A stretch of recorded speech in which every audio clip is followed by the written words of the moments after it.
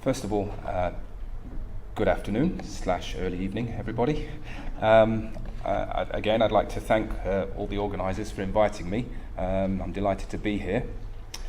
So, as a rather wieldy title suggests, I'm going to cover briefly how I think research can play a key role in engaging diverse groups in outreach. And I'm really going to talk from experience rather than sort of anything in terms of broader research, and perhaps allude to some of the programs I've been involved in.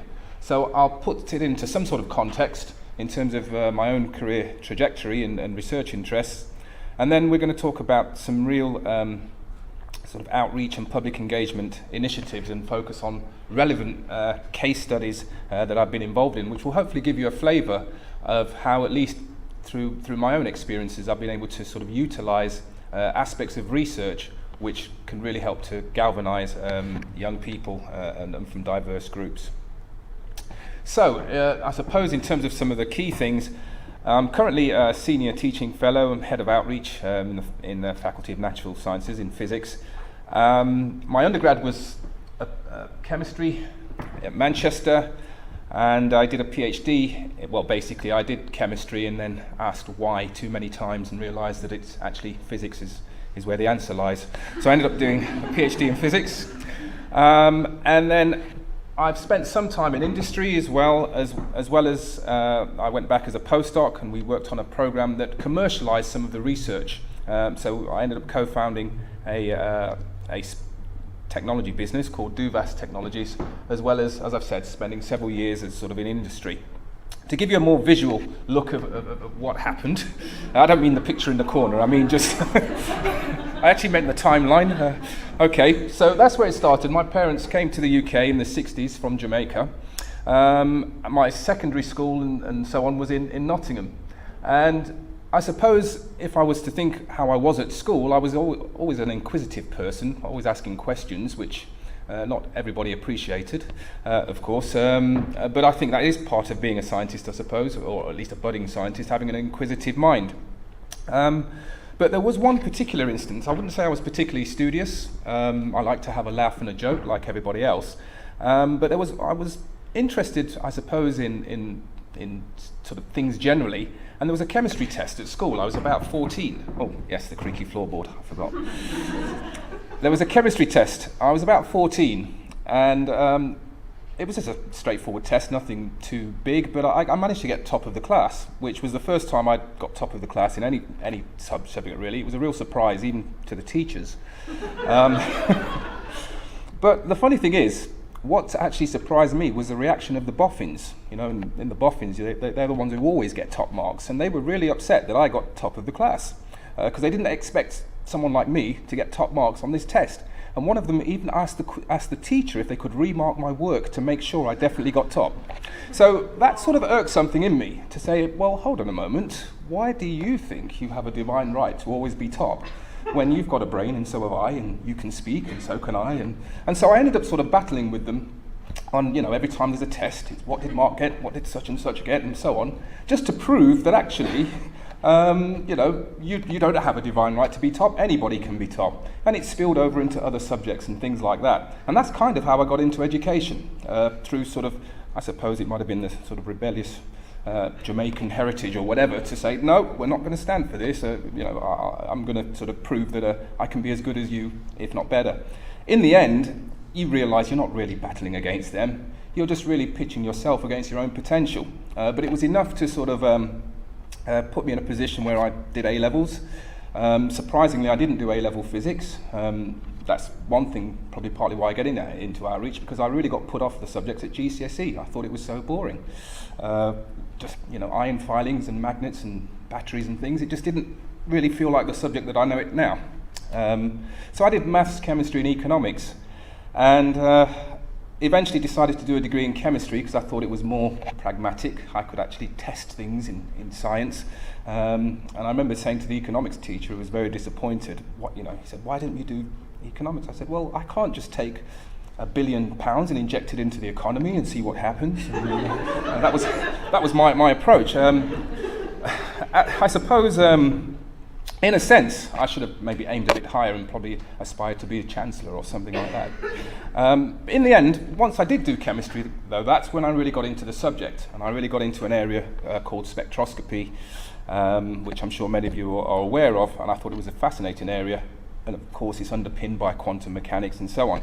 And you can see in the blue, basically the green means sort of industry type experiences, and the blue means education type experiences, if you like. So I actually worked for a couple of years for a company called Perkin-Elmer, who make spectrometers, and I thought that was going to be it. That was going to be me sort of for the rest of my career, if you like. But after 2 years, I realised that the career ladder is quite slow, or it was back then. Apparently it was the recession years. And apparently. And so I thought, well, actually, if I'd stayed on at university, maybe 3 years later, I would have had a PhD. And I noticed that in that company, the job that I actually wanted to do was the job by the product specialists, and they all had PhDs. So my plan was to go back, do a PhD, and then come back and virtually work for the same company if I could. Of course, life, all sorts of things happened along the way. And I ended up moving back to Nottingham because unfortunately my mum died towards the end of my PhD. So I moved back to Nottingham for family reasons, and there was no real demand for an atmospheric physicist at the time in Nottingham, so I had to turn my hand to other things. And that's when I got into finance and credit management and that sort of thing, and realised that actually a lot of the skills that you learn as a scientist, of course, they're extremely valuable in industry. And one particular experience at a software company which had quite a large turnover, I'd sort of put in my own sort of system to manage debt, in other words, manage the debt that other companies owe this particular company. And I became really efficient at collecting that debt in various ways. I almost treated it like a scientist. It was like a conveyor belt. I had the sort of the nearly collectibles, the not collectibles, and then the firm promises, and I sort of moved it like a conveyor belt sort of thing, but it was really effective. And then other things, like organising the debt ledger in terms of those who owe the most first. It sounds obvious and logical, but they were doing everything in alphabetical order. Didn't make sense to me. But the net result was the company's turnover for that particular year had increased from 24 million to 30 million a year, but their debt ledger had been reduced by 1 million. So of course the auditors couldn't understand that, because that doesn't make sense. Your turnover is increasing, but your debt is decreasing. They thought someone was fiddling the books, so they had to point to me, and I had to show them this system. But at the time, it made me realise that I actually was more like a scientist than a businessman. But I also recognised the value of what science can do. So in a funny kind of way, it started from an educational journey. And my mum always used to say that education is your passport out of poverty. And in a sense, I would say that having a STEM education is a key driver for social mobility, and that's part of what drove me to want to encourage more people, particularly like myself, to study subjects like physics at places like Imperial and elsewhere. And so that's how I got into outreach. I did lots of things in summer schools, working with the local community, trying to teach maths and science. And then as a researcher, as a postdoc, I started doing more and more research, because I realised the problem. When I was a PhD student, I sort of naively thought, well, okay, I'm sort of first generation immigrant, if you will, or second generation immigrant. Maybe I'm the first of a wave of Afro-Caribbeans who are going to be all over doing PhDs. I'm maybe the first. And then 10 years later, you realise there is no wave coming, and the problem stems much earlier on, like in the school. And so that's why I got involved in lots of schools outreach and so on. So just to sort of briefly touch on the research side and how I've used it to help in outreach. So as I said, my research was linked with air pollution, and there was a strong sort of correlation between transport activity and local air quality. And so there was a project which involved developing sensors. Some would be fixed on sort of street furniture, and some would be mounted on moving vehicles. And you'd create this network of sensors that would be collecting air quality data, pollution data, and then you'd develop the mapping capability. So you'd eventually develop real-time pollution maps, and that was the sort of aim of the research. And this was based on some simulated data, but the type of thing we wanted to show was, for example, what the potential impact would be for, say, the school run on the local pollution, and how you can use policy to sort of affect people's behaviour and improve air quality. And so one of the projects which we were involved in, which allowed us to do sort of take outreach a bit further, was the Brighton project. So we collaborated with the Brighton Council as well as Civitas, the European EU organisation, and some other contributors. And the idea was that there was the school grounds, the school playground if you like, and there was a main road right by the side of, there was 3 primary schools at the time. And we set up our units to monitor air pollution and air quality as vehicles passed by, as well as some ambient sort of sampling units within the school grounds. And then we'd have all this data feeding sort of in real time to the actual school themselves. And then we'd also deliver some programs to the school children so that they could understand the impact on their local environment. And also, as part of the deal, we then invited the students into Imperial, into one of our lab facilities, and they did some hands-on science on things like acids and bases and so on, and things that actually also is related to pollution. So the idea there is that even though it was research, and in fact we did find some interesting correlations, not surprisingly, between transport activity and local air quality, and we can't take full credit for headlines like these, but it was our research was in 2010, you'll notice. This was in 2016. But basically, the mayor, then mayor, has now recognised it is a problem that the location of schools near main roads, or at least very, very busy, congested London main roads, can have an impact on vulnerable groups like young school children. So again, that's an example where we've used outreach to inform young people, but they've actually also contributed in some small way to the research, which I think was quite useful. Another program I was involved in was something called Generating Genius.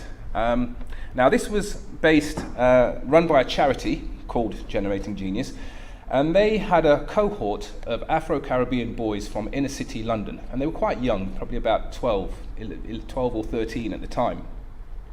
And the idea was to have a longitudinal program over several years to sort of nurture them to sort of into STEM from an early age. And all they had to do really was be reasonable at their SATs, maybe level 4 at the time, so not the top marks, but reasonable at their SATs, and just show some example of where they have some natural interest in science of some way. So the selection criteria wasn't huge. And there they are in different guises. We set up a 3-week summer program. They did robotics, they did chemistry, but one of the more interesting strands was that we decided to develop our own module on malaria. And we had a malaria research group. We used real data from a village in Africa, but we had a fictitious panel that they had to present to and bid for money to solve this malaria problem from different perspectives. So they worked in teams, and they basically put together their bid, their PowerPoints. They also had to write a short 2-page research paper on how they're going to tackle it. And it was they were extremely impressive. I mean, that was an example of one of the papers they wrote. You probably can't read much, but they really set it out like a research paper, and they really got into it. That was the module they actually enjoyed the most, even though it didn't involve any actual practical hands-on activity, if that makes sense. And one of the reasons I think why they enjoyed it so much is because sometimes, whilst it's good to sort of see science, if you like, you get much more out of it if you can kind of get a feeling what it's like to be a scientist. And they really felt that they were actually sort of working towards solving something that they could at least relate to on some level. So again, another area of research. At Imperial, I suppose there are many different aspects in terms of outreach, in terms of student recruitment, if you like. We don't have an issue with the numbers per se, but we would like a more reflective balance of students, both internationally and locally. But one program which I helped set up was the Global Summer School, and this was really to attract international students from different parts of the world, if you like. The only reason I mention it, not so much is its outreach, because most of these students, they can sort of afford to pay to go on the program, so it's not in that sense. But in terms of the nature of the program, what they did in week 1, they were into sort of specific streams, if you like, physical sciences, and then engineering, and then there was a life science stream. So they worked in those areas of their own interest that they potentially want to go into. But then in the second week, they came together in, if you like, multidisciplinary teams and worked on innovation projects which were closely related to what our researchers were working on. So particular research teams would propose a particular problem that they're working on, and then each team would have a certain amount of time to work on it, come up with a solution and present. And so again, looking at the feedback, what they enjoyed was the fact that they felt that they were somehow contributing to some of the leading research or leading thinking at the time. And I think that is a real driver in terms of outreach when you're engaging with different groups. In a similar vein, we developed a work experience program, and I'm sure if there are many if there are academic staff members, you invariably get the odd emails from very good students saying, I'm really interested in doing some work experience in your department, here's my CV, and everything looks great, but you just don't have a mechanism to deal with it. And I got frustrated with that, so we set up a program in the department of specific time window where we took on a cohort of students. And again, part of it was to expose them to the department and physics and so on. But one of the things we did, we assigned a pair of students for a morning or an afternoon to a research group. And they would interview about half a dozen researchers right across the board, from PhD students all the way up to emeritus professors, and sort of interview them and understand what they do in their research and how it all fits in. And then they'd make a poster, a conference style poster of that particular research group. So, and then they'd present it at the end of the week effectively to their peers and possibly their parents and teachers. And so in the end, they end up informing each other about the various areas of research, but then they from their point of view, they learn some new physics which they wouldn't have learned at school. And at the same time, from a department point of view, it's not a health and safety risk having lots of young miners, in the labs and so on. So we were able to do that. That's an example of the sorts of posters that they would produce. This was for atmospheric physics. And again, in fact, two of those actually ended up as undergraduates. One of them's a fourth year undergraduate now. So it also works as a good recruitment tool as well. We also galvanise more applications from the schools and so on. I should say this scheme was so popular when we first opened it, because we were the only department to offer it at Imperial at the time. We had about 800 applications for about 40 places at the time. Luckily, we have more departments offering it, so we're down to about 300 applications, but only for 20 places. The point being, really, is that we didn't feel right about, of those 800, you're going to reject 700 and odd, and we had a lot of, female applicants, and we just didn't want to just reject them without offering something. So we created an open day specifically for women as a result, and now it's an annual event in any event. And this was where we had Najine Cox, who's from JPL, one of the lead engineers on the Mars rover, and that's one of our theoretical physicists, Faye Dowker. But again, they're very popular, and I think it is important to expose young people to role models that they can maybe relate to. That is also something that helps to dispel myths, as was said. We've also had teachers' workshops. Again, part of the nature of the workshop, this was for teachers who teach, in this case, physics, but maybe don't have a physics degree. And so sometimes it's important for a teacher to instill the passion of the subject to the student. But if you're not that passionate yourself as a teacher, it's hard for a student to then be enthused. So we invite them in once a year, or a cohort of teachers, and they undergo different activities. But it starts off with a lecture from one of our staff, sort of esteemed researchers on the current research in the department, covering different areas, to give them an idea, a flavour of physics as a living subject, rather than just something that is taught to pass an exam. So that they can hopefully be more inspired, as well as getting other tips around sort of teaching, so physics on the web, practical tips, and then we finish with a roundtable discussion. And then I think one of the other things I want to mention is that you can also, undergraduates are also very good at contributing to outreach initiatives. So we set up something called Accelerate into Maths and Science, and basically it's about showing how maths is more intertwined with science than you might really see at A-level. For example, A-level physics doesn't really have any calculus in it, so it's that sort of thing. And the point is here, these were the students, but you probably wouldn't have realised that he was actually the tutor who was an undergraduate. And that's really my point again, that it's not, you're never too old or too young to mentor others. There's always something you can share, even if you're just 1 or 2 years ahead than the rest. There's always a lot that can be shared. One thing I also want to mention, Maggie Pocock, you may have seen her before. She's an alumni from our department, a great science communicator. Her hero when she was growing up was the guy on the left, Charles Bolden, who is he was a former astronaut and then became the head of NASA.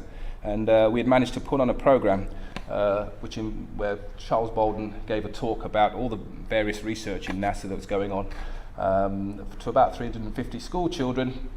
And also Maggie gave a talk, and so again, she sort of fulfilled her dream of meeting Charles. And then the other thing I should mention, again, this guy, Emmanuel, ended up becoming, from that day, he ended up becoming convinced that he wanted to go to Imperial, and he's now finishing his chemistry degree. So again, these things do have an impact. Sometimes with these initiatives, you can't always know the direct impact, but the reality is that it is having an impact, and once we do reach a sort of critical mass of people, then I think we can really sort of start to see the real benefits of all the efforts. So I think I'll sort of summarize by just I suppose, pointing towards aspiration and preparation. Some initiatives really are developed to aspire. So, science is cool, that sort of thing. But whilst you can, someone can aspire to be an astronaut or an engineer or a scientist, we can't forget the fact that they still need to be prepared. So we never lose sight of the preparation. So I like to try and develop some initiatives that will help to prepare the students as well as sort of inspire them, so that they get real tools which will be useful. And hopefully I've shown how scientific research, albeit very briefly, wherever I can, I try and incorporate elements of leading or recent research in order to inspire young people, because I think when they feel that it's not quite the same as school, and that it helps to develop a more natural interest in the subject. And also, I think, from our research, young people are often attracted into STEM because of the research and the innovation that happens. So I think I'll leave it there, and thanks for your time.